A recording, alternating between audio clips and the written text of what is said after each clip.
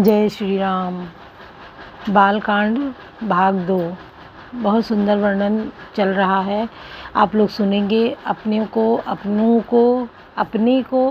को और अपने पूरे परिवार को आप संस्कारवान बना देंगे, चरित्रवान बना देंगे। कहना कुछ नहीं है, क्योंकि कहने से बहुत कम लोग सुनते हैं। केवल आपको ये अपने मोबाइल पे, घर में टीवी पे, लैपटॉप पे कहीं भी चला देना है। बस कहना कुछ नहीं है कि इसको सुनो। वो अपने आप कानों में आवाज़ें जाएंगी, लोग सुनेंगे, समझेंगे और गुनेंगे। तो हमारे सनातन की ये बहुत बड़ी मजबूती है, बहुत बड़ी ताकत है। तो सनातन से जुड़े रहिए। समाज में, सनातन में शादी, ब्याह, जन्म से लेके 16 संस्कार होते हैं, जो समय समय पे करे जाते हैं। एक बच्चा पैदा होता है, धीरे धीरे बड़ा होता है, उसका छठी बरहा, छठे दिन ही उसका छठी होता है, 12 दिन पे बरहा होता है, फिर मुंडन होता है। इस प्रकार उसके 16 संस्कार होते हैं, शादी ब्याह से लेके मृत्यु तक। तो जब ये लड़कियां हमारे समाज में पढ़ लिख के बड़ी होती हैं, शादी के लिए होती हैं। पहले तो बहुत कम एज में शादी हो जाती थी, जो बहुत ही गलत होता था कि वो नासमझ थी, शादी हो गई, प्रेग्नेंट हो गई, बच्चा हुआ। बहुत ऐसे तो मर भी जाती थी, उनके बचने की उम्मीद ही नहीं थी, क्योंकि दवा इलाज इतना अच्छा था नहीं, और जल्दी शादी हुई, जल्दी बच्चे हो गए। उसके चक्कर में लगभग हर व्यक्ति की 2-2, 3-3 शादियां होती थी, क्योंकि इतनी जल्द वो मर जाती थी, सेप्टिक हो गया, कहीं कुछ हो गया। अब जागरूकता फैली है कि इतनी जल्दी शादी नहीं होनी है। पढ़ लिख के लड़कियां ही खुद में समझदार हो रही हैं कि मुझे इतनी जल्दी नहीं करनी है, और जब करनी है तो उसके लिए ये रामायण में चौपाइयाँ हैं, जिनका एक लड़की को, शादीशुदा को भी करना चाहिए अपने पति की रक्षा के लिए, आयु के लिए, कि स्वस्थ रहे पति उसका, और कन्याओं को अच्छा वर पाने के लिए। क्योंकि सीता जी ने गौरा जी की पूजा की थी, मंदिर गई थी गौरा जी को पूजने के लिए। तो जय जय गिरिवर राज किशोरी, जय महेश मुख चंद चकोरी, जय गजवदन षडानन माता, जगत जनन दामिनी दुति गाता, भव भव विभव पराभव कारिणी, विश्व विमोहन स्वबस विहारिणी। तो ये गौरा जी की पूजा जब करने गई हैं तो प्रार्थना की है कि हे गौरा माँ, कि आप जिस प्रकार से आप भगवान शंकर की मुख की चंद्र चकोरी हैं, एक दूसरे के बिना आप लोग नहीं रह सकते हैं, उसी प्रकार हमें अच्छा वर दीजिए। हमें भी आपस में यही प्यार बने, पति पत्नी में हम भी इसी तरीके से रहें, और हमारा पति दीर्घायु हो, स्वस्थ हो, मस्त हो, हम लोग अच्छा जीवन जिए।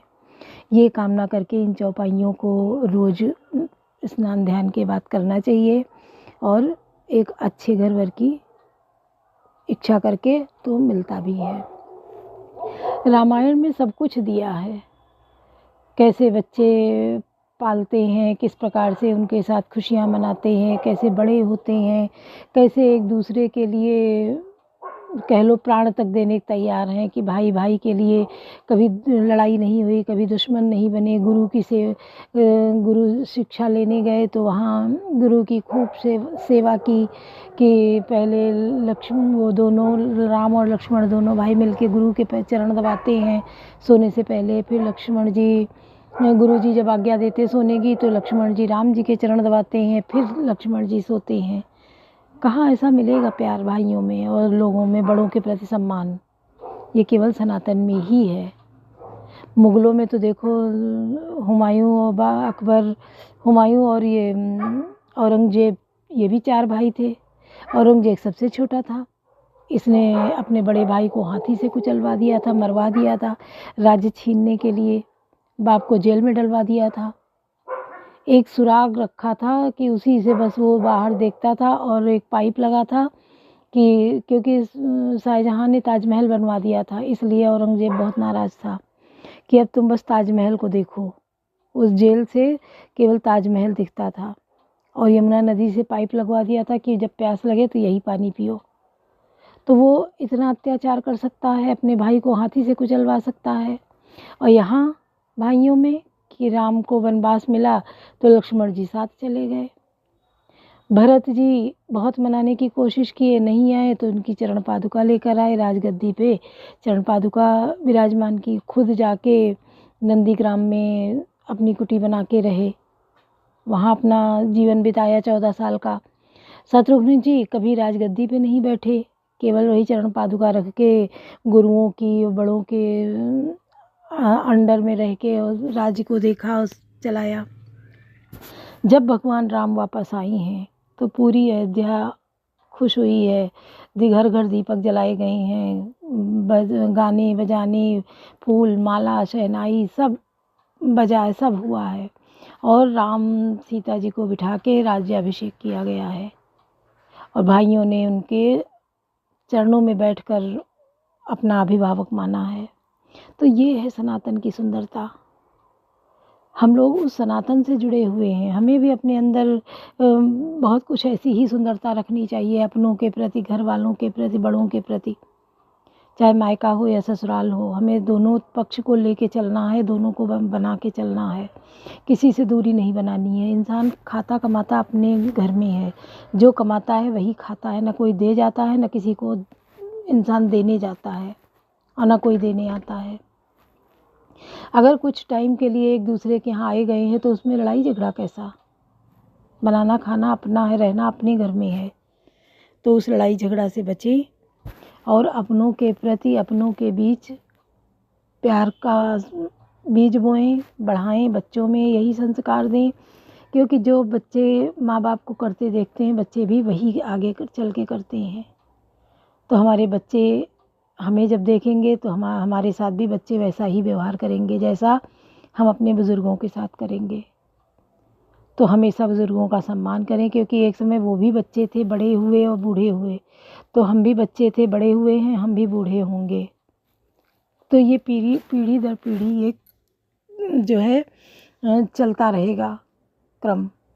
तो इसको हमें निभाते चलना है, अपने बच्चों में बांटते चलना है, क्योंकि कलयुग है। कलयुग में पाप ही बढ़ेगा, अनाचार बढ़ेगा, अत्याचार बढ़ेगा, दुराचार बढ़ेगा।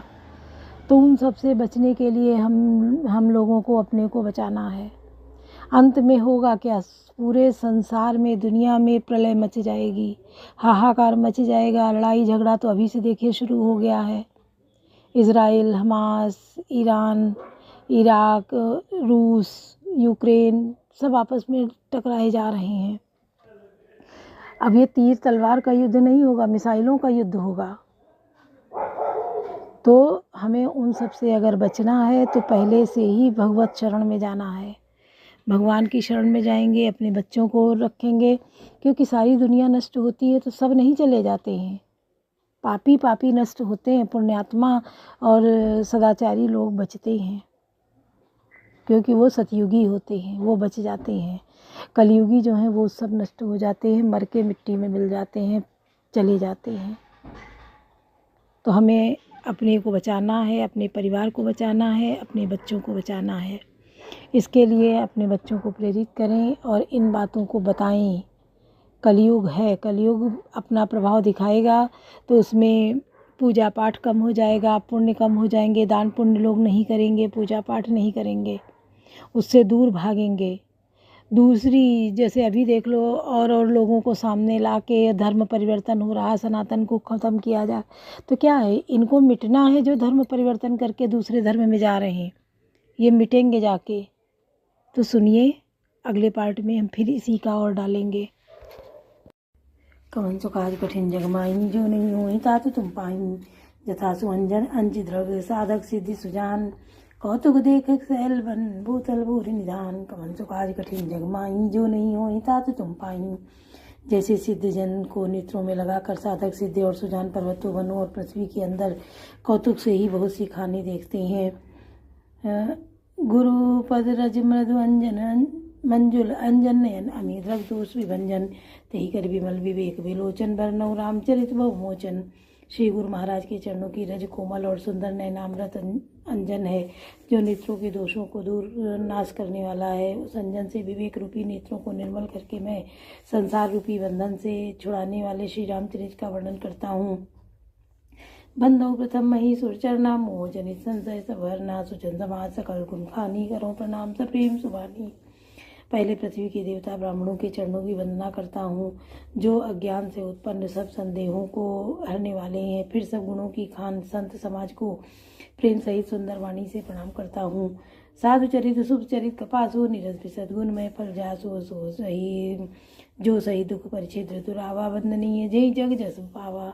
संतों का चरित्र कृपा के चरित्र जीवन के समान शुभ है, जिनका फल नीरस विशद और गुणमय होता है। कपास की डोडी नीरस होती है, संत चरित्रों में भी विषय आसक्ति नहीं है, इससे वह भी नीरस है। कपास उज्जवल होता है और संत हृदय भी अज्ञान और पाप रूपी अंधकार से रहित होता है, इसलिए वह विशद है। और कपास में गुण तंतु होते हैं, इसी प्रकार संत का चरित्र भी सद्गुणों का भंडार होता है, इसलिए वह गुणमय है। जैसे कपास का धागा सुई के किए हुए छेद को अपना तन देकर ढक देता है, उसका कपास छेद जैसे लोढ़े जाने, काते जाने और बुने जाने का कष्ट सहकर भी वस्त्र के रूप में परिणित होकर दूसरों के गोपनीय स्थानों को ढकता है, उसी प्रकार संत स्वयं दुख सहकर दूसरों के छिद्र दोषों को ढकता है, जिसके कारण उसने जगत में वंदनीय यश प्राप्त किया है। मुद मंगल में संत समाजो, जो जग जंगम तीरथ राजो, राम भक्ति जहाँ सुर सरिधारा सरसई ब्रह्म विचार प्रचारा। संतों का समाज आनंद और कल्याणमय है, जो जगत में चलता फिरता तीर्थराज प्रयाग है, जहाँ उस संत समाज रूपी प्रयागराज में राम भक्ति रूपी गंगा जी की धारा है और ब्रह्म विचार का प्रचार सरस्वती जी हैं। विधि निषेध मय कलिमल हरणी, करम कथा रविनंदन भरणी, हरिहर कथा विराजति वेणी, सुनत सकल मुद मंगल देनी।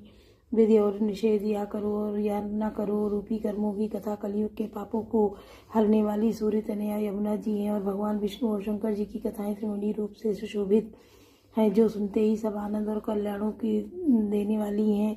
बटु विश्वास अचल निज धर्मा, तीरथ राज समाज सुकर्मा, सभय सुलभ सब दिन सब देसा, सेवत साधर समन कलेसा। उस संत समाज रूपी प्रयाग में अपने धर्म में जो अटल विश्वास है, वह अक्षय वट है, और शुभ कर्म ही उस तीर्थराज का समाज परिकर है। और वह संत समाज रूपी प्रयागराज सब देशों में सब समय सभी को सहज रूप में प्राप्त हो सकता है, और आदर पूर्वक सेवन करने से क्लेशों को नष्ट करने वाला है। अकथ अलौकिक तीर्थ राहु, देहि सद्य फल प्रकट प्रभाहु। वह तीर्थराज अलौकिक और अकथनीय है, एवं तत्काल फल देने वाला है, उसका प्रभाव प्रत्यक्ष है। कवन सुकाज कठिन जग माही, जो नहीं होई तात तुम पाही, सुनि समझई जन मुदित मन मज्जई अति अनुराग। लाही चारि फल अछत तनु, साधु समाज प्रयाग। कवन सुकाज कठिन जग माही, जो नहीं होई तात तुम पाही। जो मनुष्य इस संत समाज रूपी तीर्थराज का प्रभाव प्रसन्न करने से मन से सुनते और समझते हैं, और फिर अत्यंत प्रेम पूर्वक इसमें गोते लगाते हैं, वे इस शरीर के रहते ही धर्म अर्थ काम मोक्ष चारों फल पा जाते हैं। मज्जन फल पे किए तत्काला, काको होई पिक बको मराला। सुनिया चरज करे जन कोई, सत्संगत महिमा नहीं गोई। इस तीर्थराज में स्नान का फल तत्काल ऐसा देखने में आता है कि कौवे कोयल बन जाते हैं, और बगुले हंस। या सुनकर कोई आश्चर्य न करे, क्योंकि सत्संग की महिमा छिपी नहीं है। वाल्मीकि नारद घट जोनी, निज निज मुखन कहीं निज होनी। जलचर थलचर नभचर नाना, जय जड़ चेतन जीव जहाना। वाल्मीकि जी, नारद जी और अगस्त्य जी ने अपने अपने मुखों से अपनी होनी जीवन का वृत्तांत कही है। जन्म में रहने वाले, जमीन पर चलने वाले और आकाश में विचरने वाले नाना प्रकार के जड़ चेतन जितने जीव जगत में है। मत की रति गति भूति भलाई, जब जतन ते पाई। जसो जानब सत्संग प्रभाऊ, लोकों वेदन आन उपाऊ।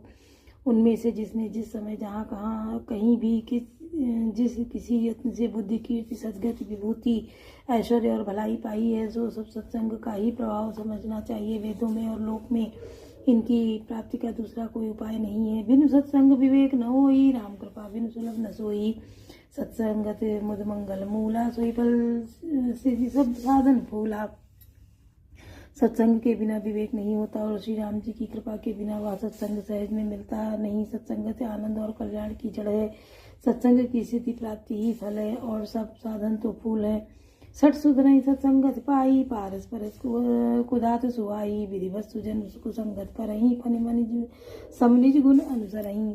दुष्ट भी सत्संगत पाकर सुधर जाते हैं, जैसे पारस के स्पर्श से लोहा सुहावना हो जाता है, सुंदर सोना बन जाता है।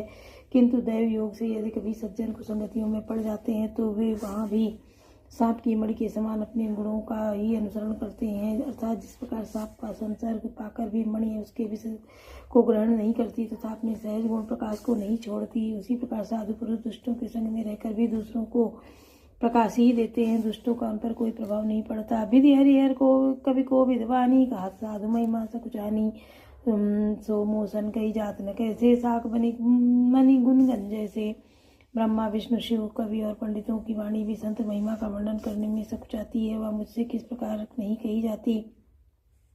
जैसे साग तरकारी बेचने वाले से मणियों के गुण समूह नहीं कहे जा सकते। कौन सा काज कठिन जग माही, जो नहीं हो तात तुम पाई, बंदो संत समाज चित हित अनित नहीं कोई, अंजलिगत शुभ सुमन जिमे सम सुगंध कर दोई। कौन सो काज कठिन जग माही, जो नहीं हो तात तुम पाई। मैं संतों को प्रणाम करता हूँ जिनके चित्त में समता है, जिसका न कोई मित्र है और ना शत्रु है। जैसे अंजल में रखे हुए सुंदर फूल, जिस हाथ ने फूलों को तोड़ा और जिसने उनको रखा, उन दोनों ही हाथों को समान रूप से सुगंधित करते हैं, वैसे ही संत शत्रु और मित्र दोनों का ही समान रूप से कल्याण करते हैं। बोलो सियावर रामचंद्र की जय, पवन सुत हनुमान की जय, लाडले लखन लाल की जय।